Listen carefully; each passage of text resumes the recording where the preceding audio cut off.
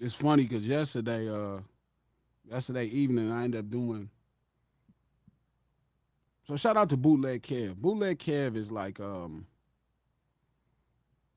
of the first DJs in Arizona that started supporting me. Like right when I was first trying to change my life. Um, he's one of the first DJs to ever play my stuff outside of California. Um, Kev was like a hot DJ in Phoenix at the time, Phoenix, Arizona. Every time I went to Phoenix, doing the business and hustling, Kev was always right there. He was always right there. So whenever he calls me, I'm gonna show up for him. You know what I mean? Like as fast as I can. It's you got to take care of your peoples that always took care of you. That's like an important thing. And Kev is one of those people. And obviously, when you know somebody want to talk to you, right? And don't get me wrong, Kev would talk to me no matter if I call Kev, it could just be a random Tuesday, and I want to actually promote something, I could just pop up. But for sure, when Kev gonna call me, um, I know right now we in the middle of a storm. People are watering it. You know what I'm saying? People are watering. Right now, whatever has happened is somebody else is watering it. They growing the story for whatever reason, which is fine. Like I don't mind. But I know that they're gonna ask me about these things, and as much as I really don't care to talk about them, I think part of the brand of being exactly who I am is giving y'all my honest opinion about something. Trying my best to articulate it to where it don't come across as negative or insulting. You know what I'm saying? But it still don't work. You know what I'm saying? So to a certain place, you just got to be like, F it. And that's to me where it's at with it. It's like a lot of my thoughts is like, F it, bro.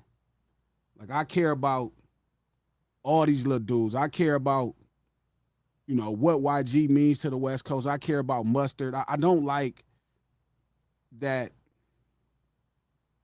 Flakko is kind of lying on Mustard like that. That means something to me. You know what I mean? I watched them little dudes come up and change their life.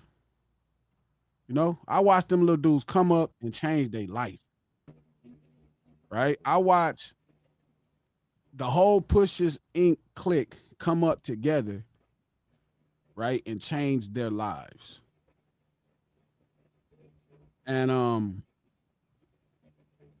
you just watching a bunch of kids who didn't have Dr. Dre. You know what I mean? They didn't have Dr. Dre. They didn't have DJ Quick. They didn't have Battle Cat. It reminded me of our era, right? When we came up, the New West, like our generation, we really didn't have anybody. It was just us. And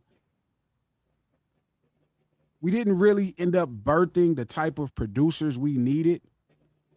It didn't quite happen that way for us. So to watch that whole era of jerk kids come up, the jerk, you're a jerk. That era of really festive, fun, young lifestyle in Los Angeles, watching them come up, I saw it in person. Like I saw the parties. And for whatever it's worth, I'm very protective over them. Honestly, I am very protective over them. It don't matter if we don't talk. It don't matter if we don't see eye to eye. You know what I mean? Like I'm protective over that era. I'm protective over that whole generation of guys. I'm ridiculously protective over them. I've always argued for their correct legacy placement. I've always, stood up for everything they accomplished because I know how hard it is to do what they did. So my respect for, that movement is through the roof. I don't got to go into a bunch of personal shit. There's no personal agenda for me. My dudes is my dudes. Everybody know who my dudes is. Everybody know who I came up with.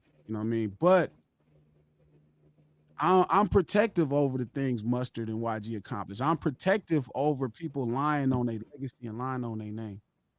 It just means something to me, bro. Whether it don't mean nothing to nobody else, I don't give a fuck. You know what I mean? I don't care. I don't care how nobody else really feel about it. You know what I'm saying? I feel like their legacy is worth standing up for. And you know, somebody actually lying on them means something to me. So, you know, that's it. That's it. Straight up. Um, and as far as the Kev interview, I'm sure like this really dope, you know, hour and a half, 2 hour conversation is gonna be reduced down to a bunch of clips that are like, you know, highlights of a really deeper conversation. And it's gonna be took into, you know, minimal clips of, you know, whatever people feel like is engaging. But I'm okay with my intellect being pieced out like that's just part of what happened. And it's part of being friends with somebody. Like I said, with Bootleg Kev, it's part of being friends with somebody. You know what I mean? You just it's not as important. So simple as that. You know, so whatever comes from an interview, you know, I don't care. I've tried to express to people, people don't believe me, but I don't like talking. And people just think that's so crazy. But I think part of it is you trying to communicate exactly what's inside of you to the outside. So it's like required. Um, the best advice Lil Wayne ever gave me, and I've said it on this stream, is you got to be okay with being misunderstood. You got to be okay with being misunderstood. You know what I mean? And it's okay if people don't. I don't really care who what nobody feels. I don't. I really don't. Like you know what I mean? I'm not intentionally, you know, even cuz like I'm not intentionally trying to tear down no nigga. I just don't like the bullshit. I'm just not good at that. You know what I mean? And I've always been outspoken. Even as a crip, like older homies that was like if I had my older homie Pluck or Moon or Tone or Boo or Maine or Shady, I've always been outspoken.